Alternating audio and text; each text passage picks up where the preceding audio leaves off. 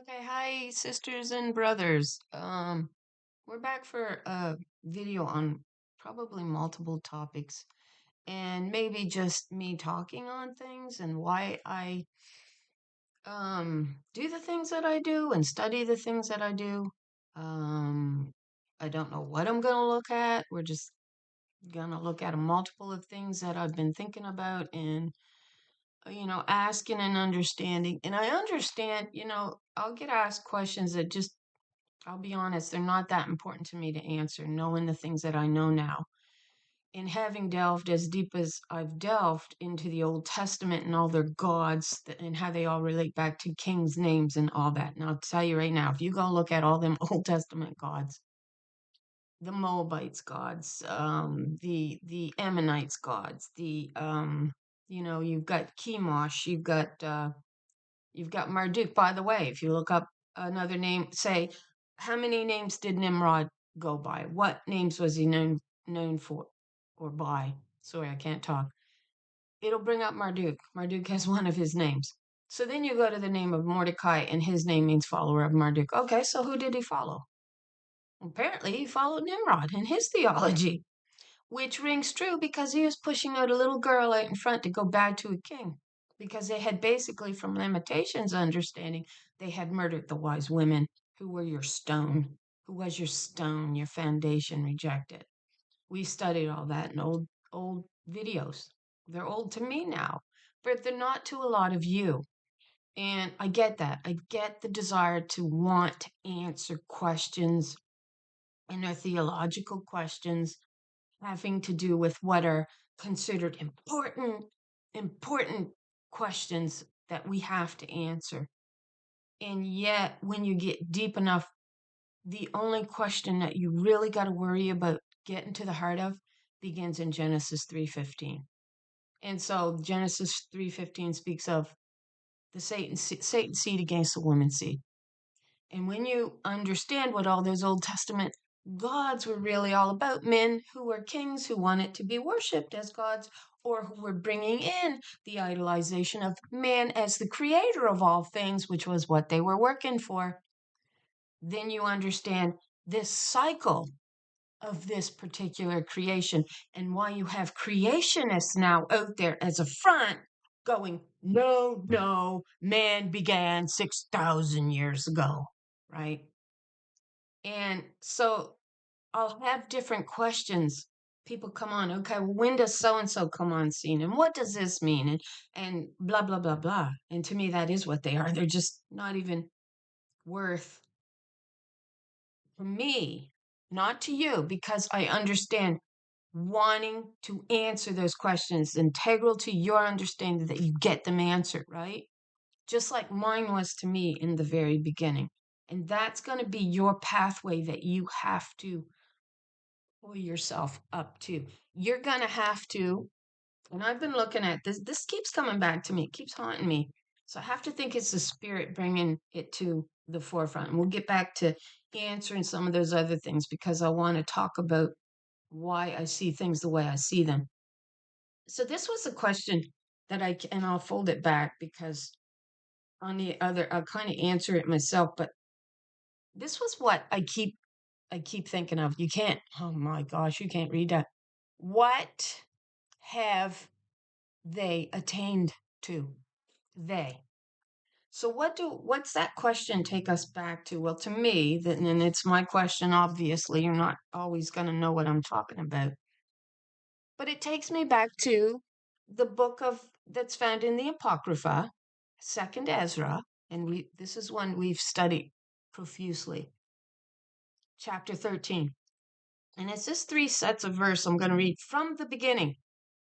Thou hast shown, no, it's four verses. From the beginning, thou hast shown thy servant, thy daughters, Israel. You go to, what is it? Isaiah 41, 42, 43. I don't think it's Psalm 41, 42, 43. It's Isaiah 41, 42, 43. It's going to talk about the servant of God. And it's, of course, going to bring in King Cyrus. Well, Cyrus means anointed one. So it's talking about her anointed daughters in the earth who began as what was known as Israel. Now, there's some who wants to go, well, we're the original Israel, we're the original Israel, they're the original Israel, they're. Israel apparently filled the world with her seed. Now, it was her law that the rest of the daughters took out as Israel into the land and began to procreate and create nations. That's kind of the understanding. At some point, man struck her heel and she stumbled, is your understanding, and she lost grasp of her own children that would walk and hearken in her spirit of her law. That's what we understand. Because then we're going to go to Isaiah 54:1. Yet more are the children of the desolate spirit than of she who has a husband. She who has a husband was Baal, the women who fell to the religious lie and worship of Baal, and all these kings who want to be worshipped as God.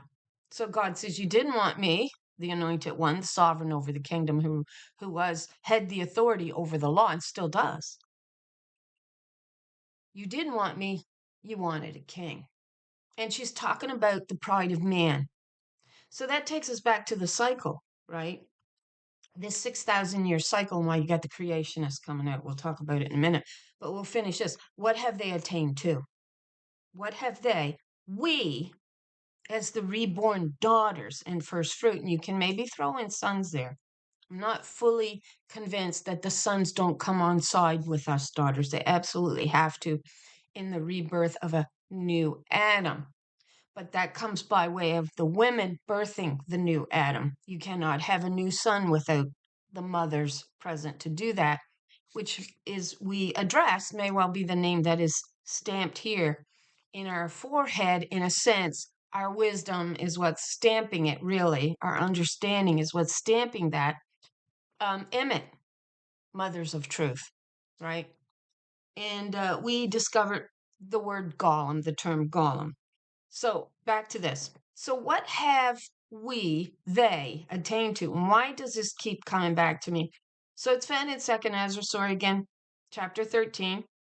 It's in a book in the Apocrypha. So it used to be between the Old and New Testament, this Apocrypha did with all of these books that now is removed from our Bibles. So this is where I get attain, the word attain, and it keeps coming to me. So from the beginning, thou hast shown thy servant, the daughter Israel, the anointed one, these wonders, and thou hast deemed me worthy to have my prayer heard by thee. Now show me also the interpretation of this dream. For as I consider it in my mind, alas for those who will be left in those days, and still more, alas for those who are not left. So we're the ones left. We're the ones physically walking in this life until we're no longer left, till we're no longer walking in life. We're dead. We are perhaps on the other side, watching everything as the angels who desire to look into these things. Is that possible? It is. Now, okay, I'll finish reading this because I do this a lot. For those who are not left, okay, let's finish this. For as I consider it in my mind, alas for those who will be left in those days, and still more, alas for those who are not left. For those who are not left, those who are dead on the other side as spirits watching us, will be sad. Why? So this is going to take us to this word attain, because they understand what is reserved for the last days, but cannot attain it. So I said in a prior video that what they had not attained to was a new body. I'm going to change this a little bit, and it may be connected to a new body. But what haven't they attained to that we have attained to, right? And what are we told, particularly as Christians? I can't tell you what they're told in other segments of this religion, but what are we often told? I know we were in the particular churches because I went to more than one. We changed our affiliation in a sense, so it was still under Protestant, from one church that had accused us of things. They actually had accused, and I'll bring it in, my brother. They had accused my brother, who was a member of the church, and we were also members of this church. And when they accused my brother, you understand, my brothers are still very important to me. I speak about the liberation of the true spirit of the women of the righteous daughter, but my brother's liberations matter to me as well. That they come away from this snare, that they come away from this lie. There can be no rebirth of the new Adam unless he chooses to step away from the snare that he's got captured by. So my brother was accused of terrible things, and we won't go into too much personal detail. But in that accusation towards my brother at this time, we chose to leave that particular church. And I think we were right to do so. Um, they were pretty nasty dealings. And we left. And for a long time, we were without a place to go. And I'm not going to say that even though I left this latter church for personal reasons, because by this time I was very mature in my years. When we left the first one, I was still quite young. Um, and I had made the choice, even as young as I was. I don't know how old I would have been. Oh my gosh, it's been so long. Late teens, early 20s, maybe. I don't really know how old I would have been. But it was my choice to leave. And we removed our names off of the roll call. And so for many years, we were without a church to go to. And my mother started going to a local church, one that was right in our little community, and it was a very small community. But we had our own little church. A lot of small communities do around here. And she said, she said to us, she said to my dad, she said, why don't you come? And he went a few times, but my father was never really, into the church after what happened to the prior one. So he was really not about going back to a church. And my brothers were, in their own lives at that time. And one in particular had joined another church. So he wasn't about going to this one. And the other one just, no. And so my mother said, well, why don't you girls come? Me and my sister. And we started going. We did. And I have to say, I liked what I heard there. They had explanations of why things were the way they were. They taught lessons out of the Old Testament, whereas the other church tended to be a sermon around modern day events of what was happening in the world, and then bring in a little bit of a word from, you know, his perspective. And it didn't largely dwell around biblical text, and yet it did, like the way it was structured. It was very, I know this is a word that's getting thrown around a lot. It was very patriarchy in its structure. The old boys run it. And so this one was really no different. It was set up a little differently. But again, it was run by all the boys. All the old boys network ran it. And all the theology was the same. The only thing that was different was it actually taught from the Bible. Every lesson was about the Bible. Now, they might bring in a personal issue from time to time and base it around that, but it was always about the Bible. And so from there, I really began to learn things in the Old Testament, particular, that I had never heard before. And it was just like water. I started lapping it up just like water. And my brain started locking in a lot of verses that I may have read myself when I was a child or had been taught in Sunday school, because they really did teach lessons in Sunday schools when I was little, that had just locked in place verses that I was like, gee, what's that about? What's that about? I wonder. And you couldn't forget them. And that was the design of the Holy Spirit. And so we began to go, and I began to learn things that I had never learned, right? So I forget why I brought in the church, but anyway, we left. We ended up leaving it. I left it I left before my mother left and before my sister left. And I left because my understanding had began to grow at that time. And I began to focus on female because they were so hard pressed. This was another trigger that going to this church really triggered that I'm a woman and you never speak of her. The only time you ever speak of her is to bring in Eve and how beguiled and how you women should not be, pursuing other doctrines and you should be listening to us males, males, males, males, males.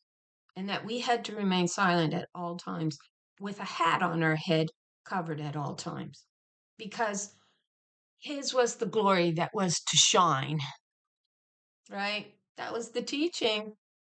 Yeah, women must remain silent. If you're going to believe in the doctrine of the modern day Bible women, then you're going to have to take it in the full.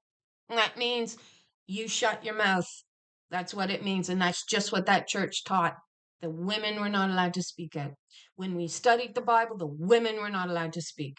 Your women must remain silent. So if you're going to build up Christ and the church and say that you have a right to speak, you don't. You do not have a right to speak in the churches, not according to the word of man written in the New Testament, and how he's your head, and Jesus is head of the church, even as man is head of the woman or the wife. That takes you back to the Old Testament, Esther. We studied where they got that law from. It was never a law from God. It was a law from man himself and the kings in the Old Testament in the book of Esther, right?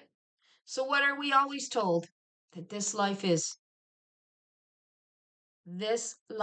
is a test. That's what we're told. So, what have they attained? What have we attained to who are still living? That they who have died and gone on is watching from the other side did not attain to. What does religion take out for you? When you're believing in a God that's provided for you and made up, and you're taught this, I just love him so much. He's gonna come and take us away. He washed us in his blood. He loved us so much. Who cares? He yoked woman and put a yoke on her neck, law upon law upon law, because of this male loving God that loves womankind so much because she was so stupid and begot. You know what it takes out? It takes out your brain. It takes out your thinking. It takes out your reasoning. It takes out your understanding. It takes out wisdom. It takes out your mother. That's what it takes out. So, what did they attain to that they on the other side didn't? The ones that didn't attain to it, the ones that did attain to it, there's this idea of a status when you attain it. So, what's the idea of a status? And we don't like this word really in Christianity because it brings in your ego to some degree, don't it? And yet, without the sense of an ego, you will never stand up.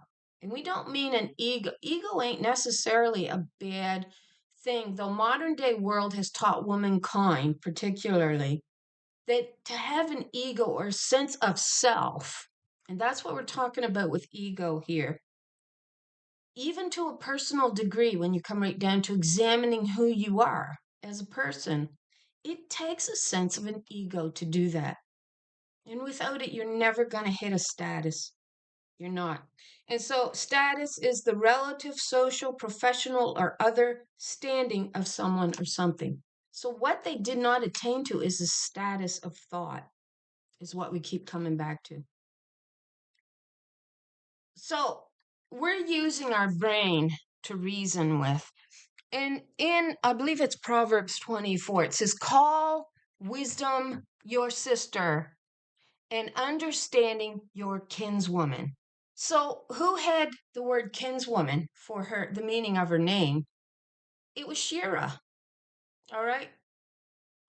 And Shira means kinswoman or remnant. So, who are we as the ones who attain to this status, actually the descendants of, or the remnant of? And understand Esther's name also means hidden. So, when she got struck, the spirit goes to sleep and she hides herself here until we can attain to our own thinking once again. We can attain to this status, something that those who have gone on before us, who are on the other side now, watch, did not attain to. Though we all have the ability to attain it when we're here, we can all reach this thought process where we go, there's something here not being answered, there's something not being addressed, and it's going to take you on a journey when you do that, especially as a feminine who is told to sit down, shut up, and wear yokes on her neck that he doesn't have to wear. It's going to lead to deep questionings, and those is going to take you on a path, a climb in your understanding and wisdom, and it's going to take us back to Shira. Now, Shira, as our kinswoman, and the one that we are descendant from, with the wisdom of our mother, Emmet, Mothers of Truth, which took us back to the golem in Jewish folklore.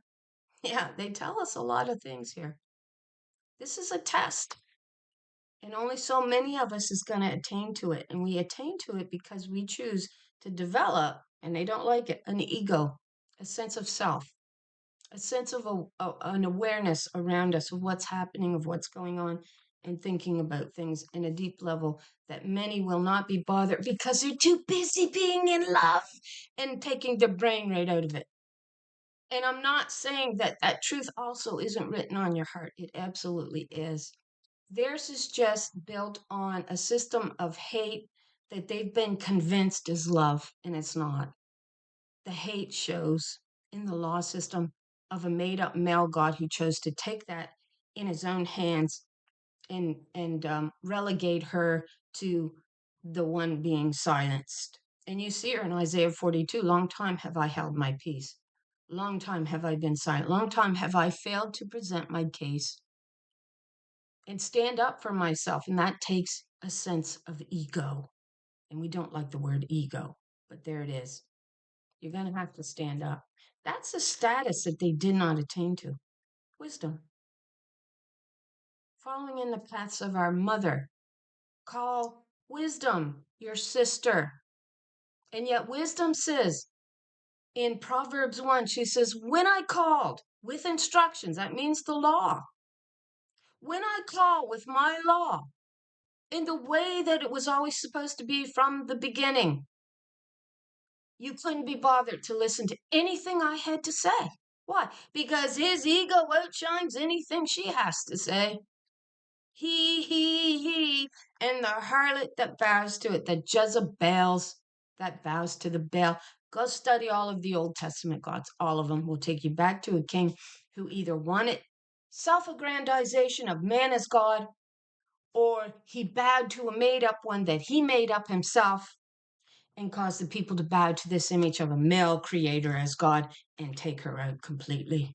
They silenced the true creator in a stone. She says, you denied the rock, and they'll sub in God there, that formed you. That's the potter that you denied, turned everything upside down, told her she had no power over her own children. That means her law. The creation that comes out of her womb is called her creation. As such, she holds the courts and law system over that creation, which is also why the Ancient of Days, and I think this may be, and I don't know for sure, why the earth rang like a bell. Courts in session. Ding! Isn't it a bell that announces courts in session? And the earth rang like a bell. I can't remember what year it rang. She rang. Earth, Mother Earth, rang like bell, and she'll have final say, trust me. Whether we live or die. You can fear man all you want, but Mother Earth's going to have final say over it all, as is the Creator. And she comes in, and we're going to look at all the allegories that were given in the Old Testament. In Daniel 7, she's the Ancient of Days. And because we know that daughter Zion held control over the law, or was supposed to, but because of man's pride, he rejected her. He said, I'm not bowing to her law, even though he took it in covenant and agreed to it. But in pride and in arrogance and ego, he decided he was going to quash hers down and build his own system in place. And that's what he has done. And it began with Nimrod, who is also known as Marduk. And Mordecai's a follower of Marduk.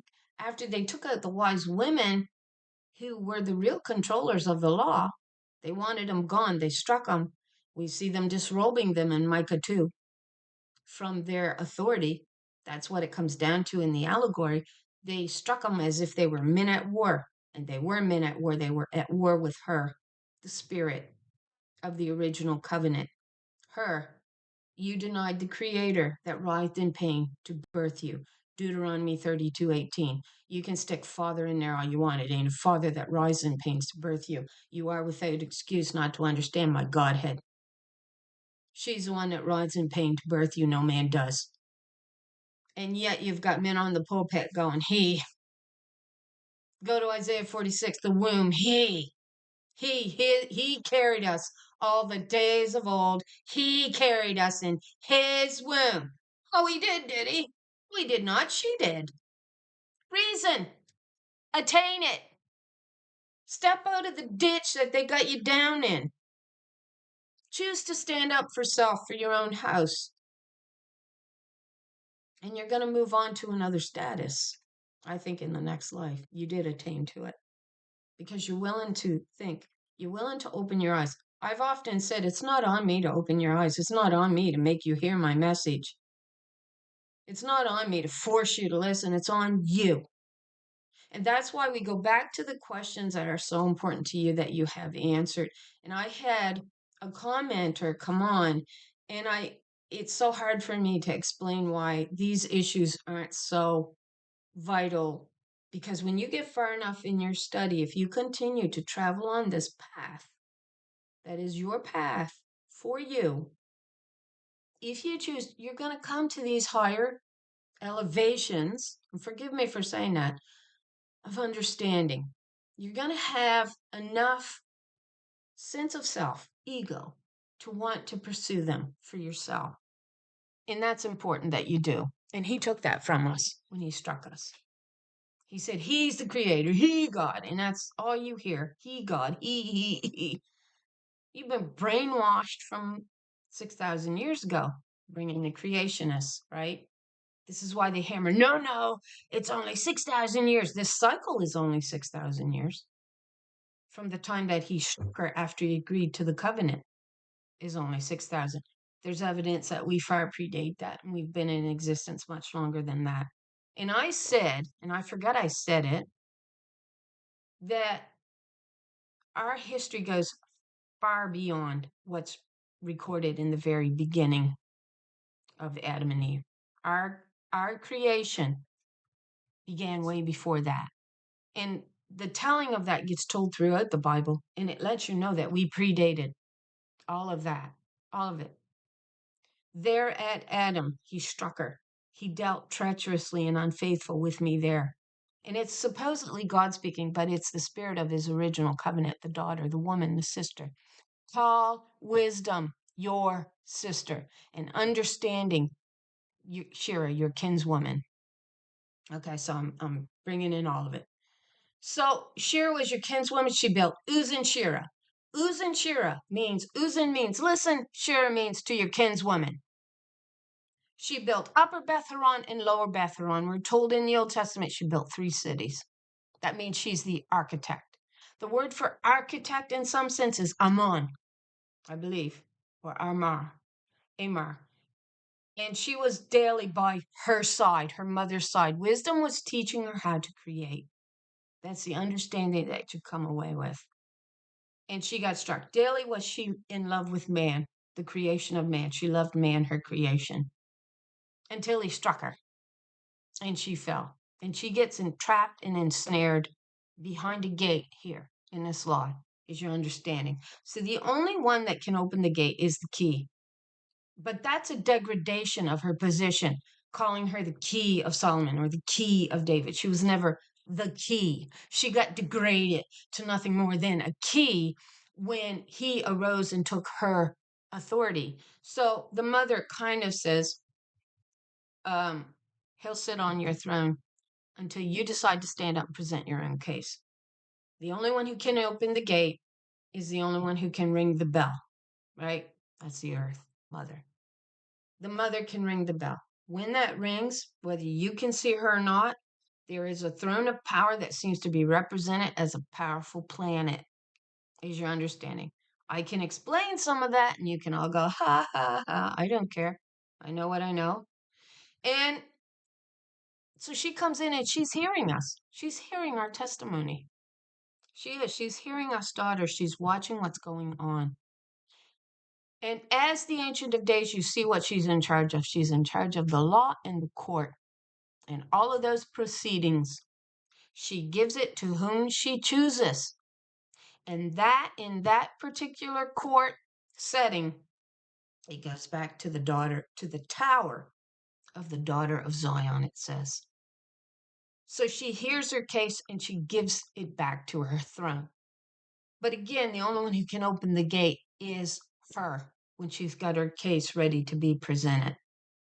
And she's called the key of David, right? That's a degradation of her position. It's a denigration of her power when he arose to her throne and took it. We know he did because of Obadiah 1. He moves amongst the stars. Who does? Satan. Who's that? Man. Nothing more than a man. Who caused the nations to shake, the people to shake? Well, he did. Man did. When he took control of her house and taught a man as God and hell and all of that. When Daniel and his three friends refused to bow to the male idol king wanting to be worshipped as God, there was a threat that he was going to be tossed into the furnace and burned in the Hades fire. Well, that's a Greek contrivance. Sheol never meant that in the original form. Never. That's a Greek contrivance. You're not going to burn. You're going to walk in shame, is what you're going to do, because you couldn't attain to a simple understanding that it's your mother that gives birth to you and is the creator of this kingdom. But you can't attain to it. You know why? Because either one, as a woman, you're taught that you're not allowed to have a sense of self or ego because they took it away from you under the man-made law, stole the host out of your womb, so you'd teach them the lie of man as God. Or a man having too much of an ego and sense of self, real self. No, I'm God. My arm's this all. The power in my arm. Who else would be God? It wouldn't be the power of your mind, would it? That wouldn't be the real power behind the body, the mind. Your sense of self and reasoning. That ain't the real power of this body and your heart, your feelings. Sure, that don't mean nothing. Just flip that off. Oh no, the real power of the body is the arm, the muscle. So says man.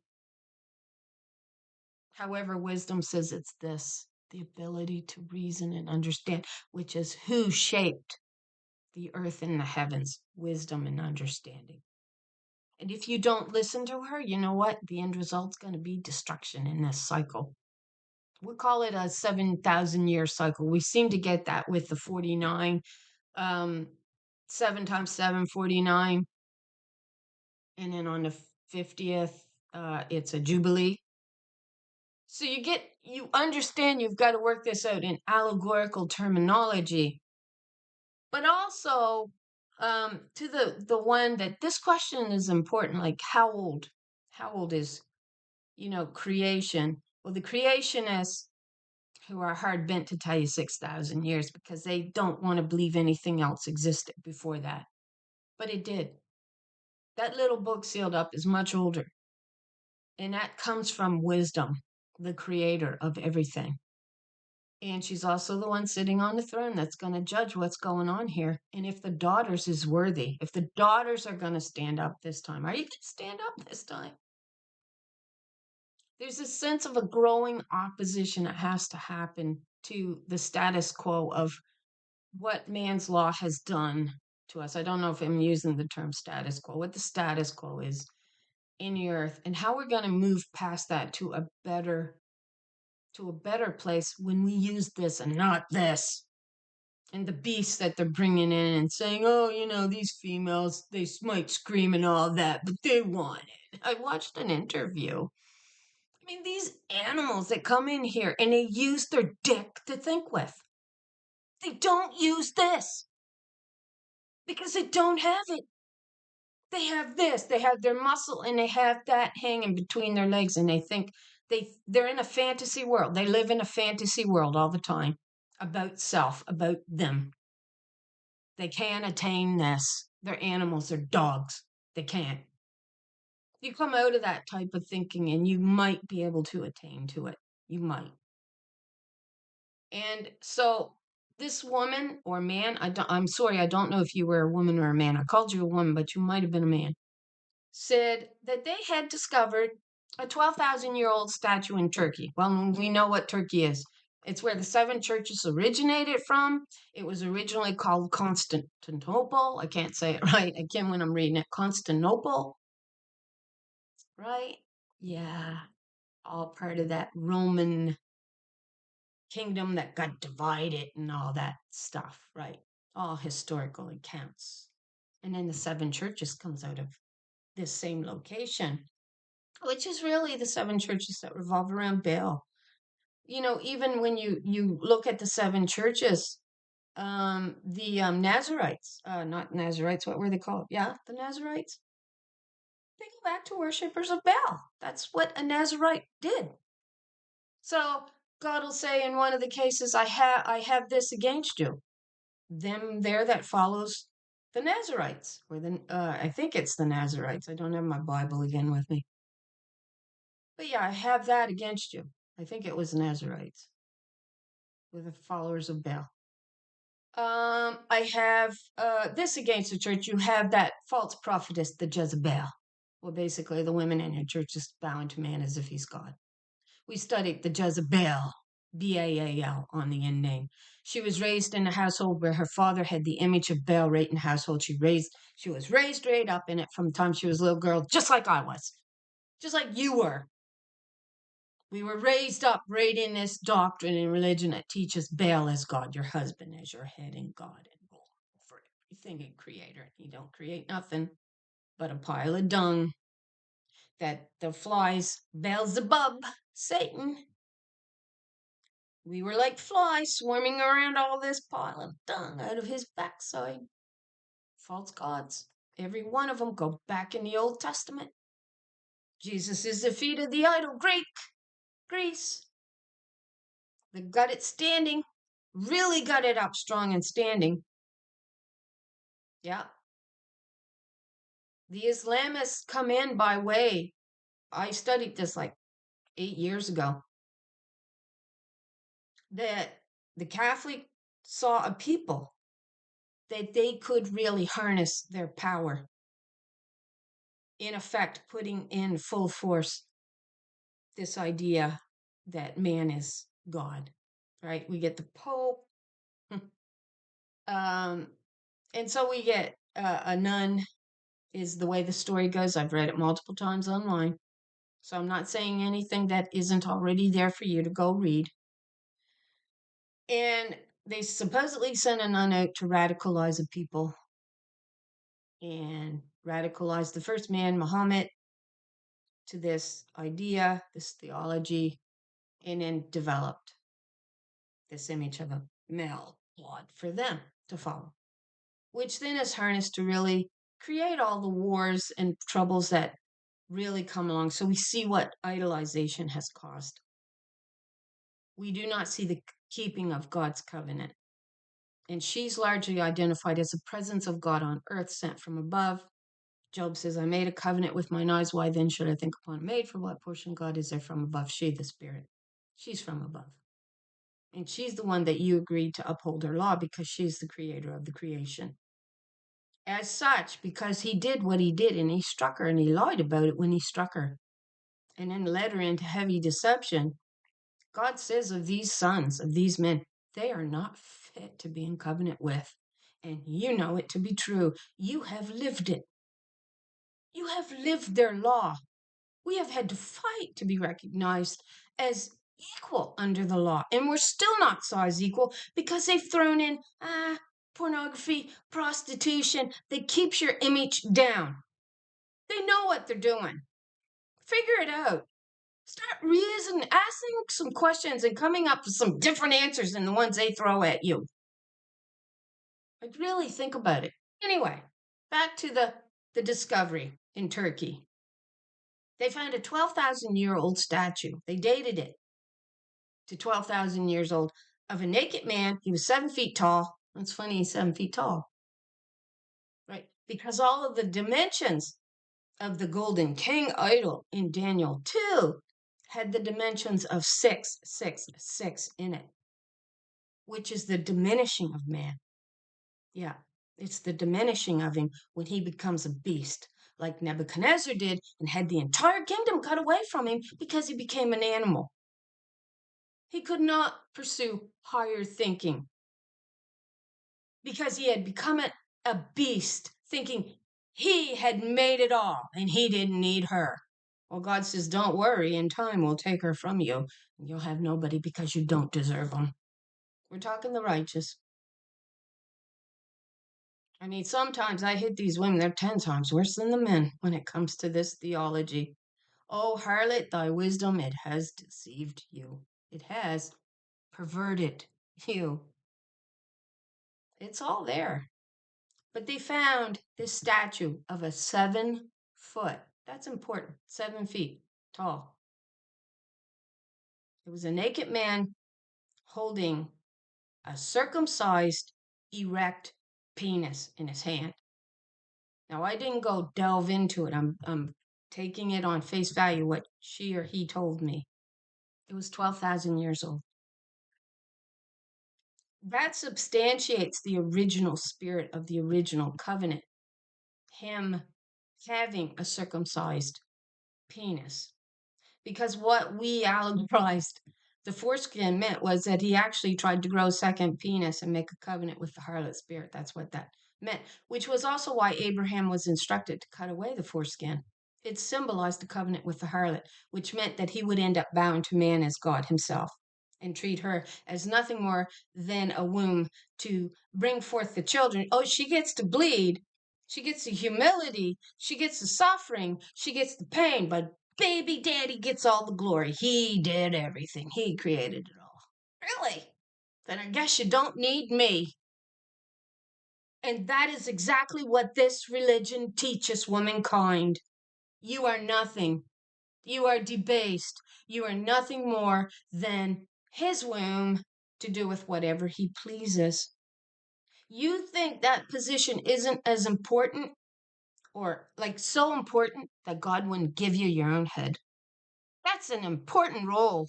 It's the most important role because without her, you've got no creation, and he knew it.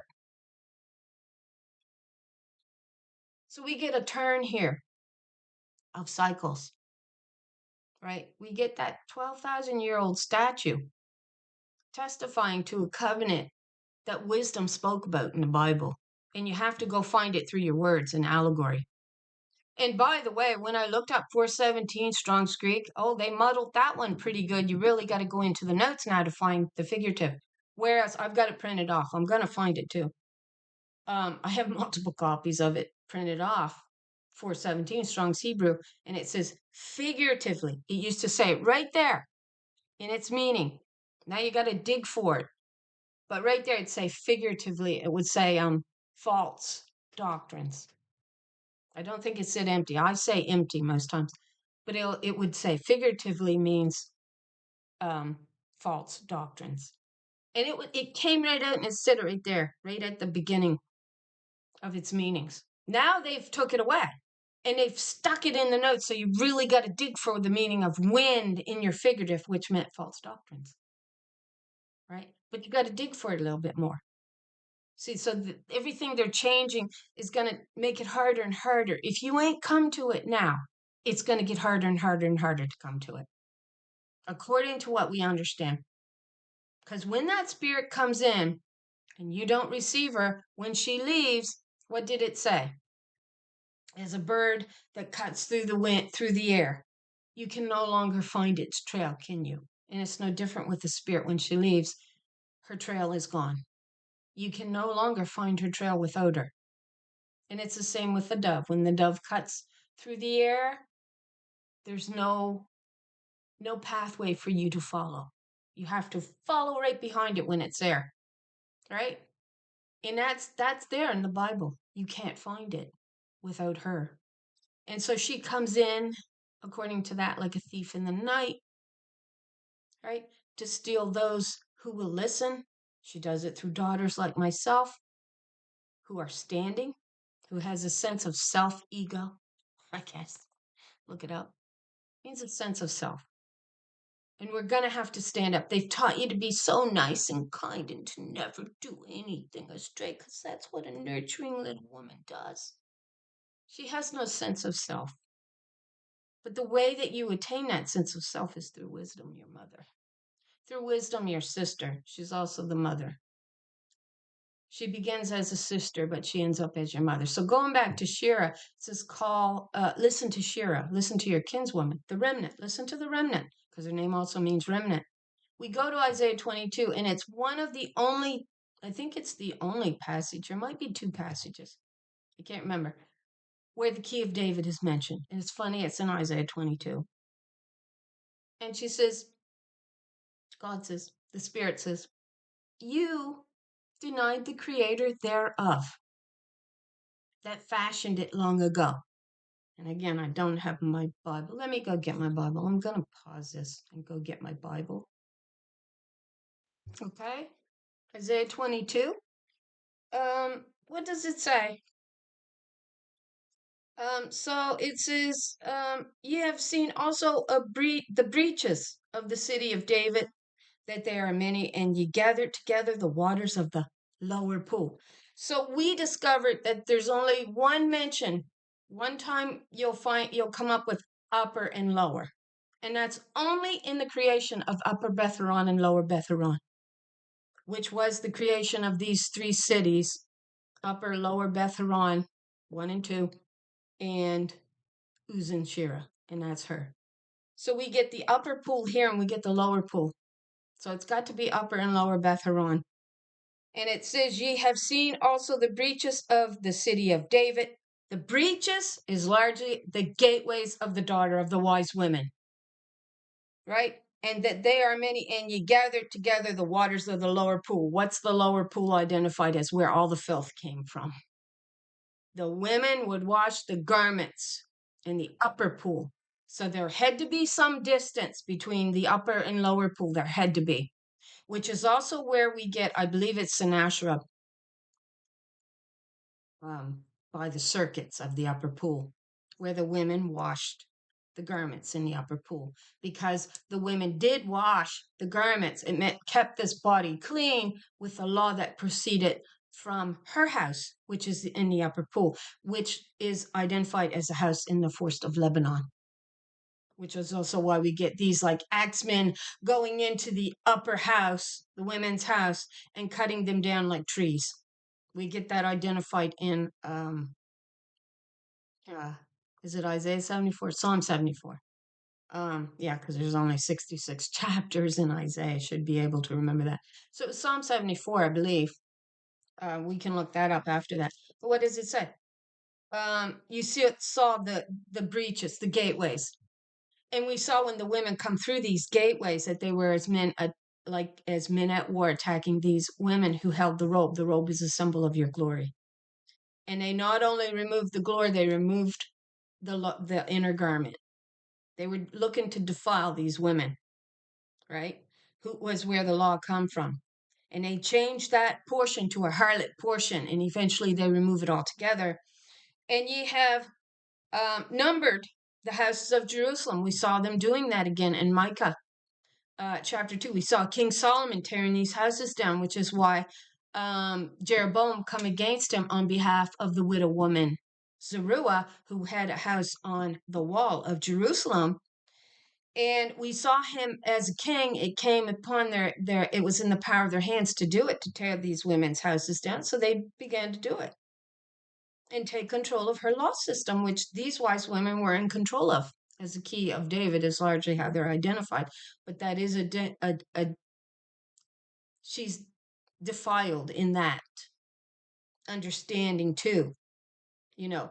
But we're so used to hearing key of David, that we think it's a good thing. But it's really a degradation of her status in many ways. To think of her as nothing more than his key, and he has full control of the key. She's the key, and she's the only one that can open it or close it. Right? That's the understanding.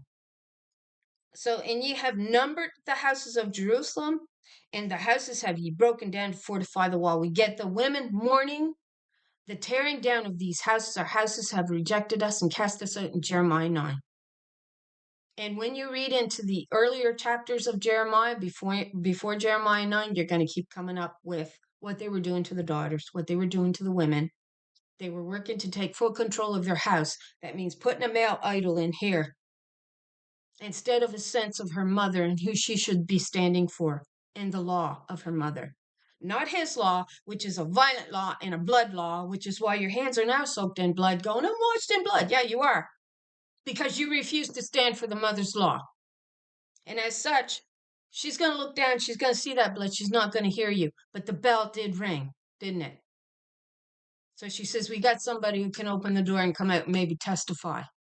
Am I part of that? Yeah, absolutely. I don't see nobody else standing for this truth. I see there's a full, there's something going on a large scale that many of us daughters has caused because we're starting to stand and understand. And though we think that our power is small, our word is large. It's having an effect, a big effect. And the boys are scared. The boys at the top are scared. The proof and the evidence of them sending in so many immigrants with such a beast law, and their women just as harsh as they are because they've been brought up being abused under a system that tells them that woman is nothing, and that what they say about white women, I've seen that too. Let's go back to the Western candle. We'll keep reading this in a minute. Let's go back to the Western candle.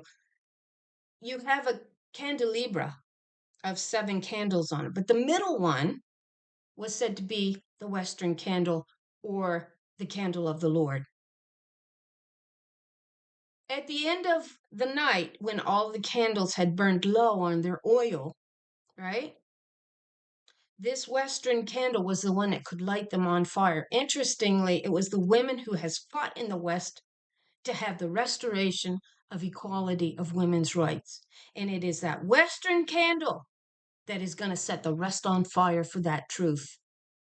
It's a westernized nations, the spirit awakening to who they are. And if those women wants to stand out in front of these beasts and defend them and act like an animal too, then they can have that too. But they are not going to attain to a higher status. Yeah, they're not. And you understand much of why they're the way they are. But at the same time, there comes a point where you have maybe the power to stand, and if you don't do it, then when will you do it? So, let's go back. And ye have numbered the houses of Jerusalem, and the houses have ye broken down to fortify the wall. Jeremiah gathers the women in Jeremiah 9 and says, weep for yourself because your houses have cast you out. And then they'll say, well, women's got nothing to do with it. Oh, yeah? Right. Let's take all womankind away and let's find out what she's got to do with it. She's got a lot to do with it. We made also a ditch between the 2 walls. That would be your upper pool and your lower pool. They made a wall to gather the waters, is what they did, to stop the flow of the upper pool, her water. They wanted to stop her law and her cleaning of the body, of the clothing, right, that we wear. They didn't want it clean, they wanted it filthy. So they gathered all the water in the lower pool. Ye made also a ditch between the 2 walls for the water of the old pool, but ye have not looked unto the maker thereof, neither had respect unto not him, her, Shira, the kinswoman, the remnant. In the future, she becomes the remnant, us daughters that do attain to a higher level of thinking, wisdom. We do decide to open our eyes. We do decide to listen. But we're also called the elect in Romans 11, who do obtain it. We do attain it. We do obtain it. I don't care how many he pronouns they want to put in there. This world is made up of male and female. It is not made up of male and male and male, or one male. It is made up of male and female. And those are 2 entities, 2 separate entities. They are. And they represent 2 very different things in this creation. She represents the creator, and she holds control over the court system and the law system, and she is moving out there. She's listening, and earth rang like a bell. It's funny because that's what they used to ring. I don't know if they still do when court comes into session. the bell ringing. And so they had no respect unto her that fashioned it long ago. Call wisdom your sister, and Shira, and call understanding your kinswoman. She had understanding. And the remnant, according to that, she's our original kinswoman because it's her waters that we get the truth from. We go back to those waters in Isaiah 54, 55. She says, come to my waters, they're free. Just believe. You're not washed in blood. Wash the blood off of you, dear daughter. She says in Isaiah 4:4, I'll wash the blood off of my daughters. I'll wash it off. What does blood get washed off with? Blood don't wash you. You're stained in it. And that's what she's telling you. You're stained in a religious lie and you can't seem to come away from it using your brain to do it with. But as long as they've got you trapped in their little trap of Jesus loves you so much and he's coming. No, he ain't. He's an idol. And Jesus, the idol in the New Testament, did not expound on the Old Testament scriptures. You know what he did? Me. It's me. It's all about me. No, it's not. God says, study to show thyself approved. Study to rightly divide the word. That's the Red Sea. And she's talking basically to her daughters who have fell to a religious lie and law system, allowing man to do to her children whatever he wants, which means teaching them his lie, Baal's lie. Man is God and makes all choices and decision, and woman gets to wear the yoke and the blame of it all. Yep, just the way he likes it, all tied up nice and pretty in a neat little bow. No thinking required. But you didn't pass the test. You failed it. You didn't attain to a higher status of thinking. You're not going to move on. And it says it'll be to their great shame because they couldn't think beyond self, I guess, for the males, those who don't attain it.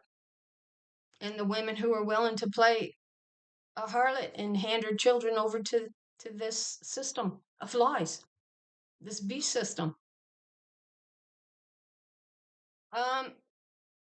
So yeah, they did not hearken to their maker thereof. Yeah. And in that day did the Lord God of hosts call, and she's the host. She's the Lord of hosts, so the mother of the children. Is largely your understanding. He became a Lord of hosts when he stole the children out of her womb and taught them a lie. And to mourning and to baldness and to girding with sackcloth. So we saw them actually, the women being called to weep for themselves because their houses had cast them out. We get daughter Zion being blasphemed that sat between the cherubims in 2 Kings 19. And she says the children have come to the birth, but there is not strength to deliver. Why? Because the women had turned to this idea of harlotry. Harlotry comes from the idea of idolatry. Idolatry is bowing to an idol. That's what it is. And they had turned from their creator and from their own head. A strange thing is seen in the earth. A woman shall encompass it, says a man. Well, that strange thing was her turning to man as if he was her head and did all of her thinking for her, and not her mother wisdom. Our head is wisdom. And she is allegorized as a dove there burned to an ash heap. Yet it says she will rise again, this dove, and she will be coated in gold and silver. That's right. I'll bring you through the furnace of trials and troubles. That's what we're being tried by. The fire. The fire is allegorized as the law. I found that allegory in the Book of Wisdom, that the fire is allegorized as the law. And that's the law that is trying us women. We are being purified, right? Where we come to the end of it and go, there's something wrong with this law. This is man's law. This is not God's law. And that's what it means, all of that. So I did have other things pulled up, but I think that's good enough. I mean, I babbled long enough. I have talked. I have reasoned long enough. I'm no longer babbling. like a harlot, that chooses to keep her eyes closed, her ears shoved up, stuffed up with a lie, right? We have went to the waters of our mother. We come from her. And as far as races go, it's not about race. I get so tired of seeing race, race, race. It was never, it's about this. Can you attain to a higher level of thinking? We know Adam pitted us against each other and he's good at it.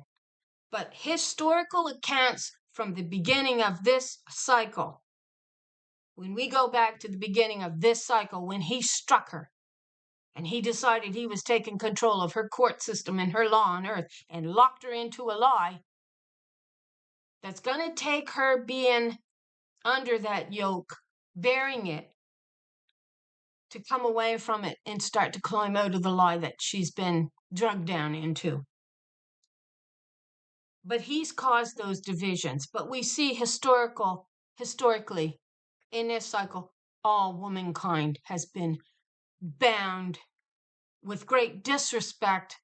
And you can go through many countries, you can go through many races, it doesn't matter. We have all been struck, every last single one of us, if we got a brain to recognize it. But with harlot, your wisdom, it has perverted you. You can't come away from it because you refuse to open your eyes. You refuse to use your brain, which is the power of this body, which is also why the Cathars, also why the Templars, when you go to their tombs, they're holding a skull in the stone images. And the Cathars focused on wisdom, wisdom, wisdom, wisdom. That's what's going to get you out of the pit, out of the ditch. Reasoning.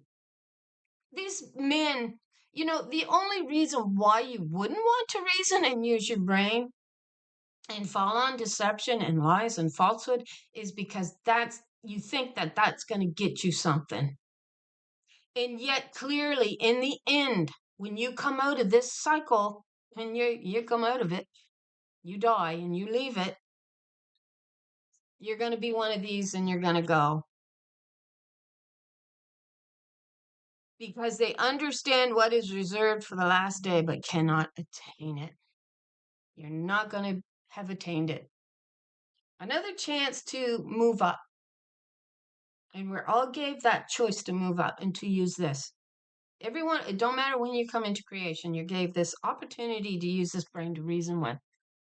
Some can say, well, it's easier at the end to do that because you gave more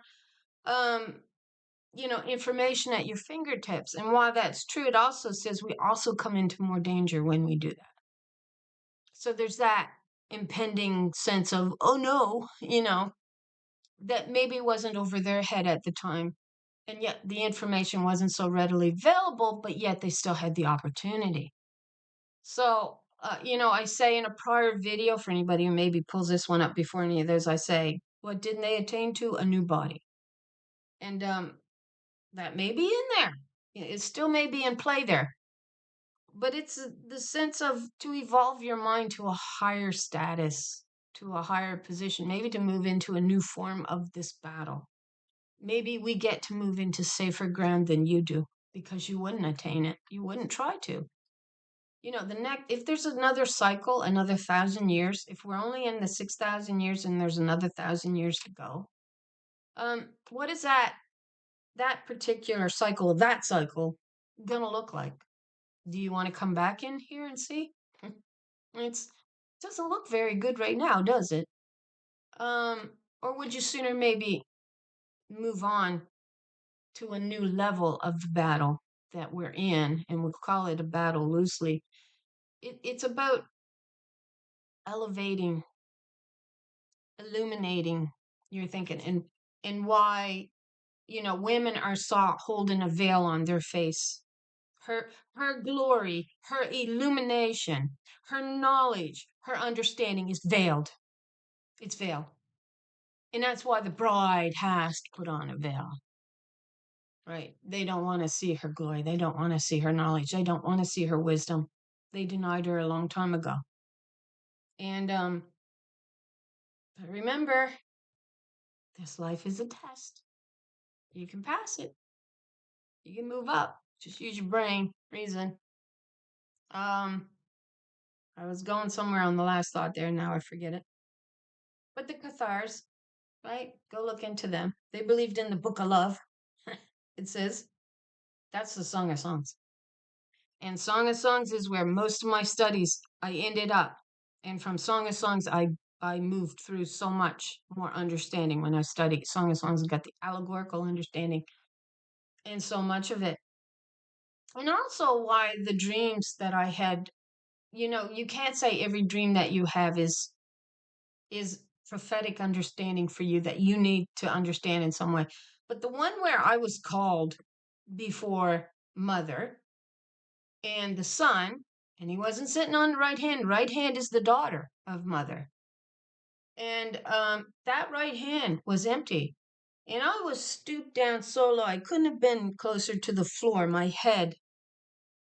And it wasn't because of her, it was because of him, because I'd been taught it, right? And I'd been brought before this particular setup. And Mother said to me, because I was half weeping, half bawling, and she said, she looked at me, and I have to laugh at her now because she had to have such a great sense of humor to put up with this kind of behavior, really. And she said, "Dear, what are you weeping for?" And I blathered on something about he died for me and his blood won, blah, blah, blah, blah. But the whole time, I was outside of myself, able to watch everything that was going on inside of the dream. And he was sitting there and he was like disgusted. He wasn't looking for something to debase, somebody to debase, or feel debased, or to feel small. And he acted like he was so dejected. He was like so shut down to me acting like, you know what, a common harlot.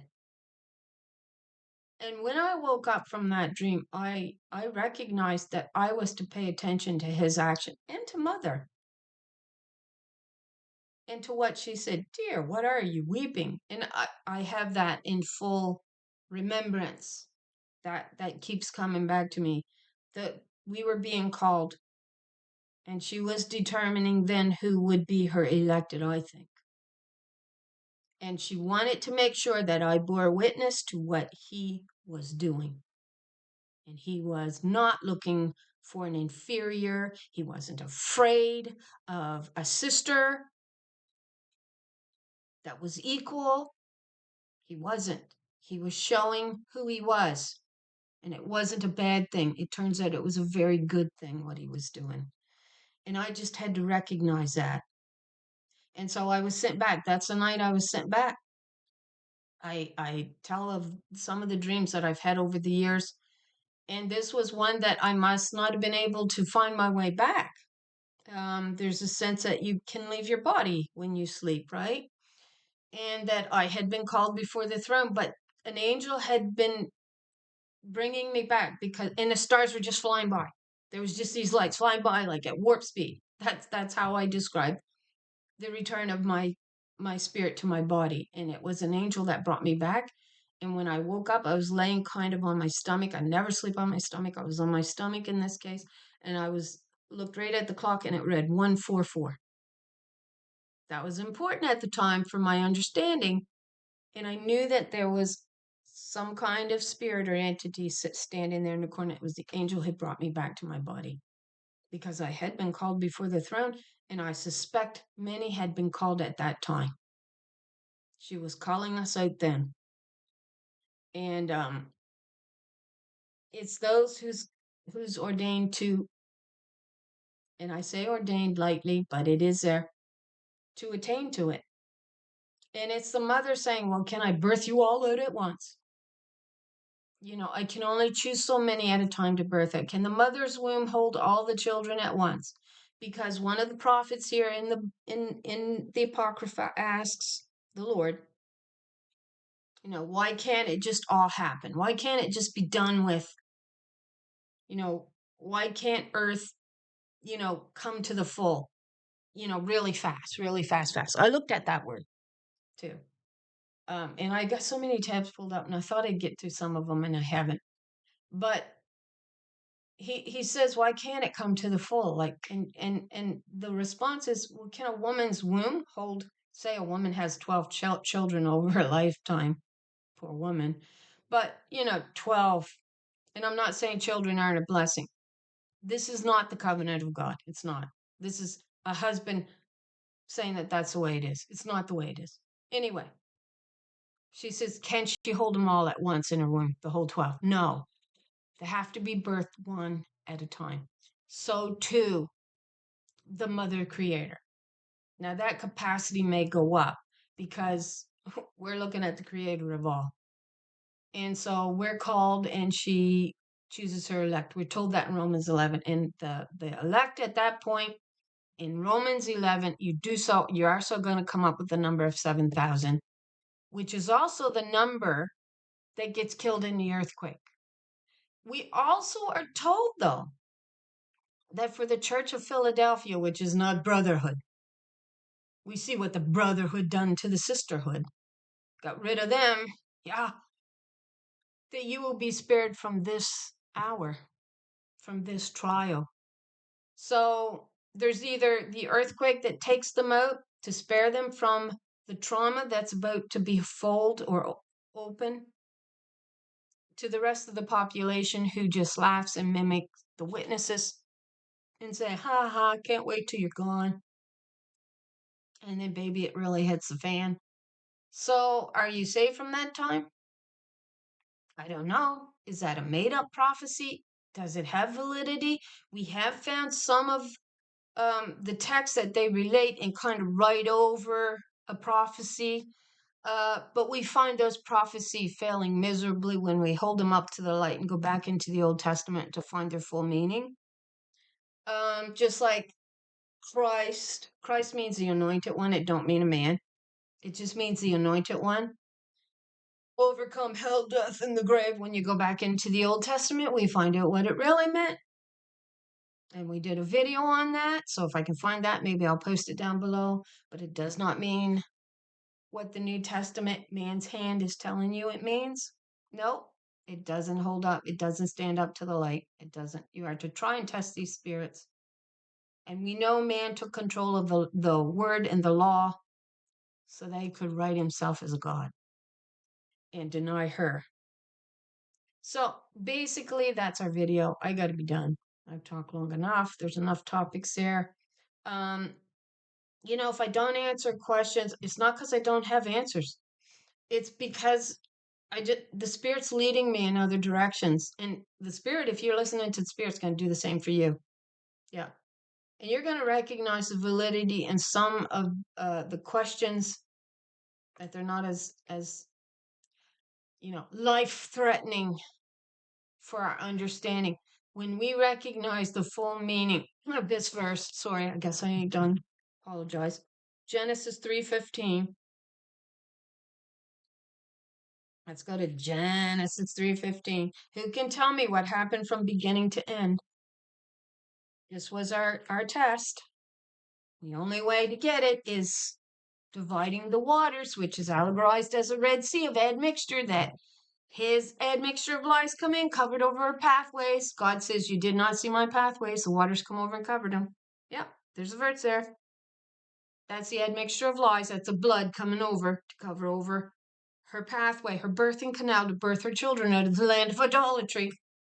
And then the Lord awakens like one that's been drunk on wine, the admixture of lie in the cup. That Red Sea that you're supposed to part using your brain. That's the power of the body. Wisdom. Call wisdom your sister. And understanding your kinswoman, Shira, but you denied her water. So 3:15. And I will put enmity between thee and the woman. Thee, all this made up red creature on hooves with horns. You see, Ryan Reynolds holding the arm of a woman. He's the man. The devil there is the man, Satan. Isaiah 14.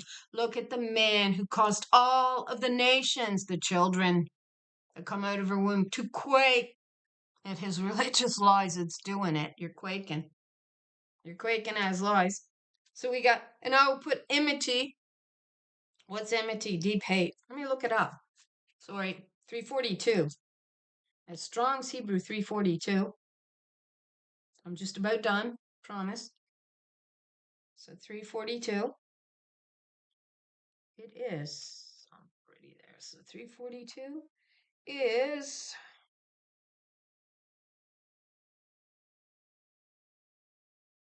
hostility.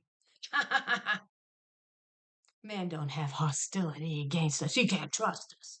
When he's the one you never could trust because of his lies out of his mouth. The accuser. Enmity, hatred. It's got a feminine now. Well, of course it's a feminine now. But who accused who? It was the man who accused her. And we get her being called out of the earth. We do. In Isaiah 63, she's the one called forth out of the earth. Where is she who placed her spirit upon him?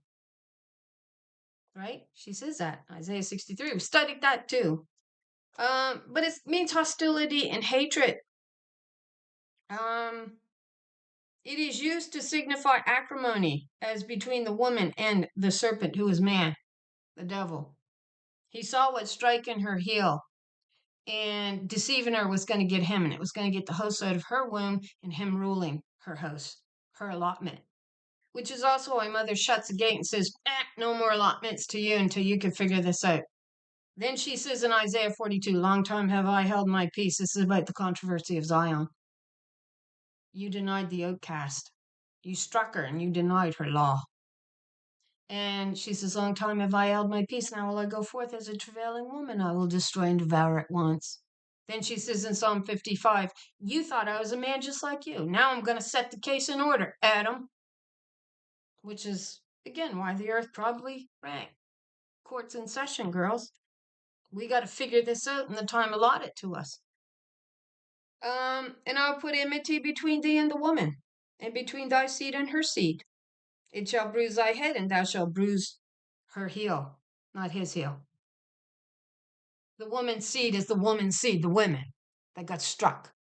And they cut them off from being a nation, a great nation of rulers over their own creation, meaning they had the right to the law. And we get them in Psalm 83. Let us cut them off from being a nation. So then we get cloud of nations, actually, is allegorized as nations. Cloud means nations. So then the womb begins to produce, actually she becomes allegorized as Sheol. You're living in hell. Sheol, the womb of Sheol, who has failed to produce you and produce or birth you and divide the parting of the Red Sea, which is allegorized as an admixture of lies. Really in the red cup that you get drunk on, go sleep in, and produce children for his lies. Yeah. So you're basically sacrificing them to this made-up god. Moloch, Melech, a king, Marduk, Milcom, Chemosh, Bel. Go study the Old Testament gods. That's your leg up.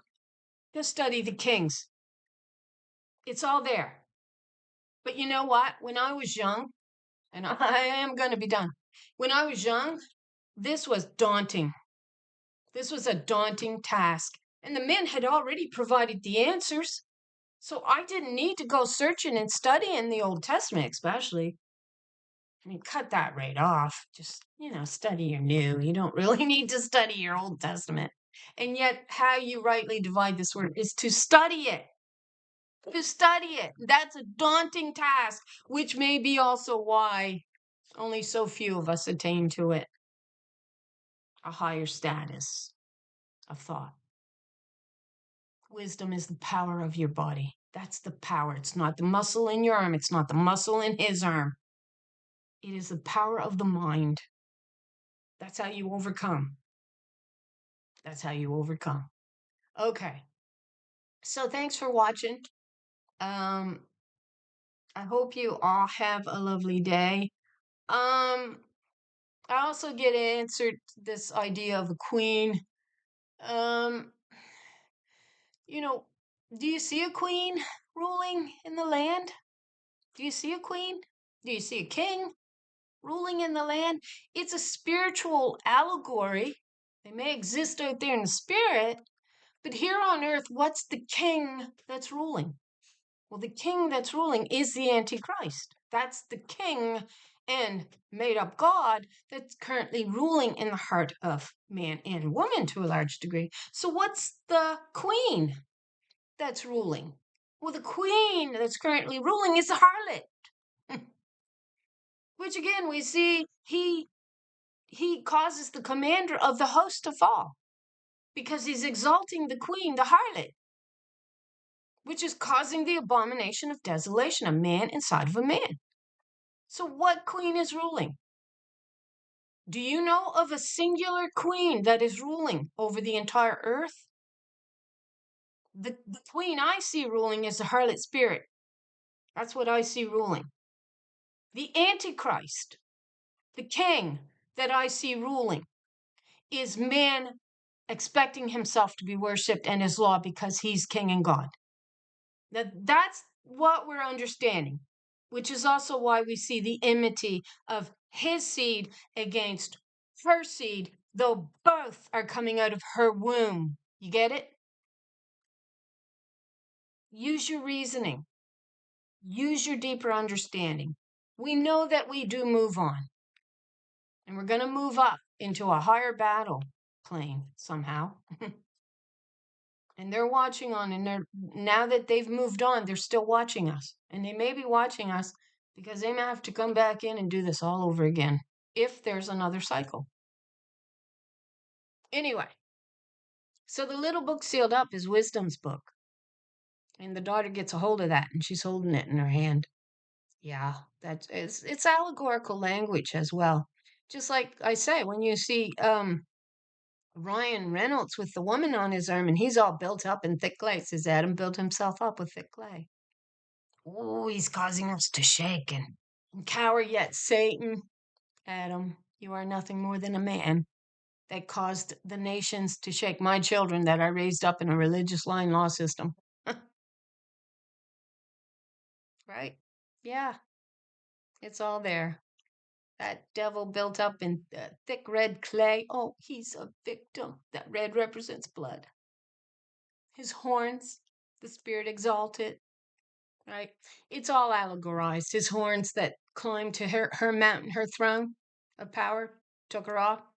Psalm 52, Isaiah 52. Stand up, daughter Zion, take off the yoke off your neck and take back your throne of power. Your spirit was a spirit that was to rule, not his, and his idea of a harlot that bows to him. Anyway, sorry. Hope you're all blessed with a lovely day. Hope you're all blessed with the truth. Hope you continue to search for it in your own way, in the way that the Spirit's leading you to search for it. Thanks for being here. Thanks for watching. I love you all for being here trying. And again, thanks for watching. Hope you have a nice day.